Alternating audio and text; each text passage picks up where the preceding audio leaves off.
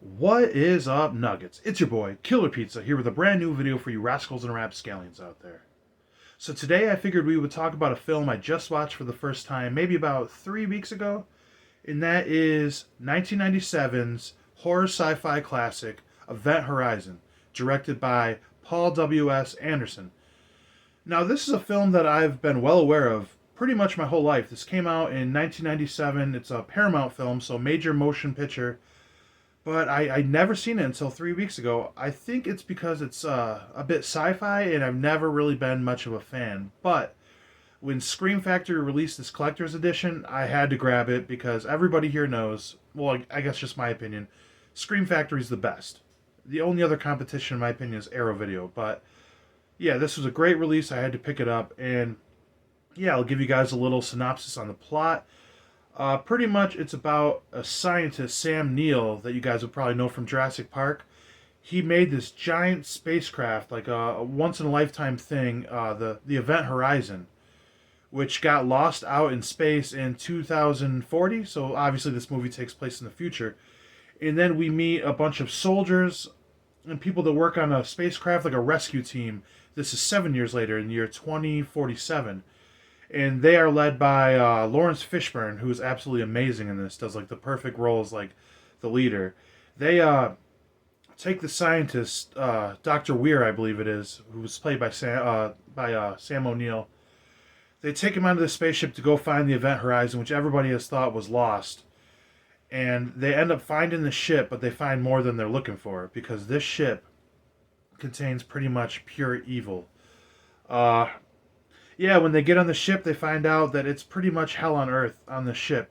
I guess I'll give you guys a little more of the idea of the plot. It kind of confused me at first, but apparently, what Dr. Weir made the spaceship to do was to cut through time and space to the point it can cut into other dimensions and stuff like that. And what this crew didn't know is the ship, the Event Horizon, when they found it, actually penetrated through pretty much the gates of hell.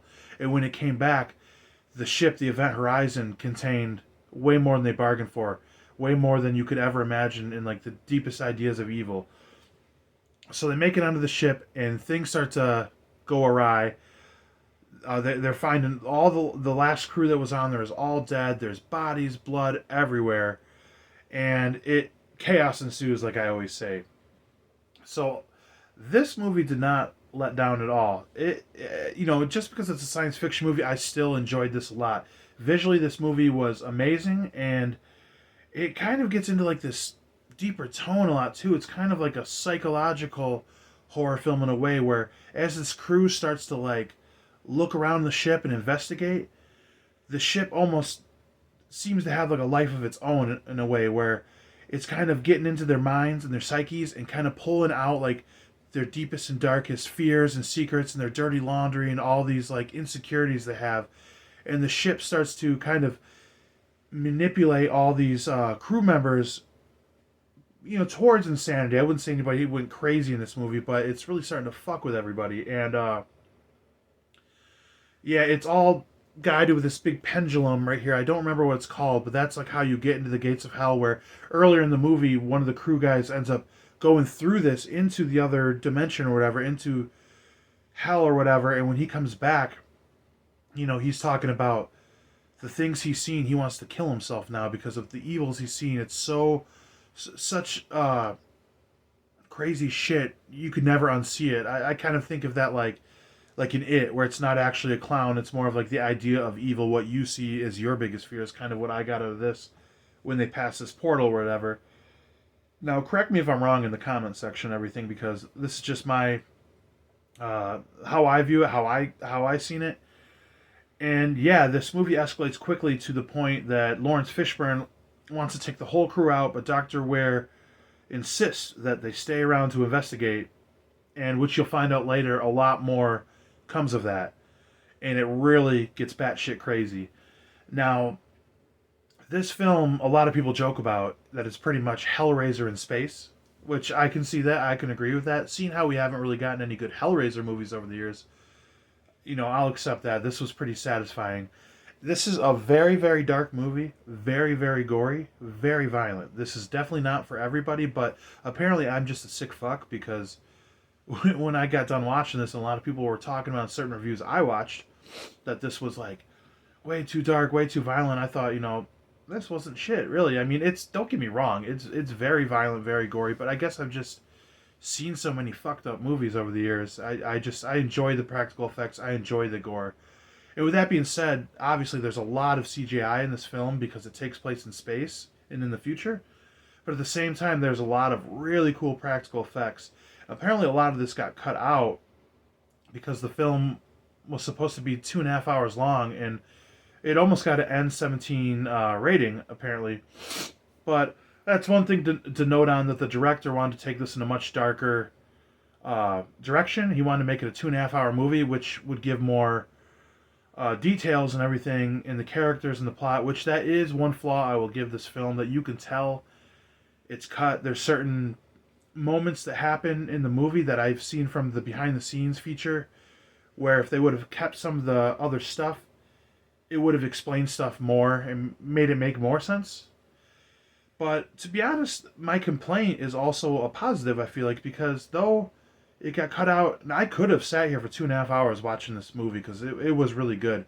But the fact that it was cut to about an hour and a half made it flow so fast. And you guys know me, I'll watch a movie that's 2.5 hours, 3 hours long. I don't care, as long as it flows. Because I've also seen movies that are, an hour and 15 minutes, and you're just looking at the clock like, when will this end? But this one wasn't the case. So as much as I would like to see a longer version, I was pretty satisfied with the shorter version. Excellent gore, excellent pacing, excellent visuals. It was very dramatic. Like I said, it's kind of like a hybrid between Hellraiser and Alien. This is one of the best horror space movies I've ever seen. We got the obvious ones. Jason X, and we got Leprechaun in space. Lots of shit like that. But then we got the good ones like this and Alien and whatnot.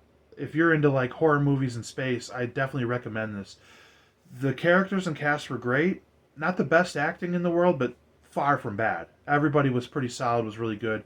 Sam Neill and Lawrence Fishburne steal the show. Those two guys are unbelievable. And their chemistry together, too, as Dr. Weir, Sam Neill wants to continue on with the research and everything, and Lawrence Fishburne kind of pulling back. There was kind of a cool dynamic there, and we get some decent action, some decent effects, and yeah, this was pretty fun. Some of the CGI is a bit dated, obviously, from 1997, but still pretty fun. I love how I'll watch movies sometimes, and they'll be like, when they have CGI, it's like bad CGI, and I'll be like, oh, that looks fake. But then at the same time, I'm invested in this movie where a spaceship isn't alive because it went through the gateways of hell and brought hell onto a ship. So that's kind of a funny side note. But yeah, I thought that was fun because though we've had movies in space where it becomes like, it's like living hell on there, this is like the first time you could see like hell really brought into the flesh, besides Hellraiser. That's probably why there's so many comparisons. But yeah, this movie was unbelievable. I absolutely loved it. Gotta love when you watch a movie for the first time and it really delivers like that. I just watched a couple for the first time the other night, and the first one I watched was, oh my god, it was terrible. But this one was really good. Great release through Scream Factory. If you order, just in case anybody doesn't know, I'm sure you do if you're watching this video. If you want a slipcover for a new release, which this is fairly new, Scream Factory guarantees the slips for the first 3 months, and then after that it's a gamble. If you get this now, I would imagine you could still get it with the slip. It's been past 3 months since this has been out. It's a newer release, but I mean, I got it after the 3 months, and I still got one. So here's the slip, and then with every Scream Factory release, you have the reversible artwork, which is the original. Which I'll probably switch this out because when I get the slip covers, I kind of like to put the original artwork on here and then throw the new one with the slipcover on top and put it on later. So as for special features, we have a new 4K scan of the original camera negative, audio commentary with director Paul W.S. Anderson and producer Jeremy Bolt. We have a really, really nice making of featurette I watched, a 5-part documentary. The Point of No Return, filming of Event Horizon, secrets, deleted, and extended scenes, which I should probably check that out, extended scenes, if I want to see the longer cut. It would be nice to get a director's cut of this, if that's the case, if they have the footage. The Unseen Event Horizon, theatrical trailer and video trailer. So yeah, not a bad amount of special features. That's one thing you always get with these boutique labels like Scream Factory, Numero Uno. But yeah, I would highly suggest this to anybody. You can get this on Amazon. I don't believe I paid more than, I think it went for about 30 to begin with. It's somewhere in the range of 20 and 30, which ain't that bad for collector's editions if you're a physical media person. And I pretty much guarantee you can find this somewhere streaming. I usually like to look up where first so I can let you guys know, but I don't know. But anyways, yes, this is a very, very good one. I suggest this. 9 times out of 10, you should watch this. This is a must-watch for any horror movie fan. Another great release through Scream Factory. Ugh, can't talk. But anyways, yeah, check this one out, guys. And once again, I appreciate everybody watching. We just hit a milestone on this channel, over 300 subs. I really appreciate, once again, anybody who's subbed, anybody who's watched these videos. If you haven't yet, do your boy a solid and give me a subscribe. Feel free to share, comment. I'll definitely respond. Let me know if you guys want to see any other movies reviewed in the future. I'll be happy to do so. Other than that, watch some fucking horror movies tonight, guys. Blood, Guts, Gore. I'll check you next time.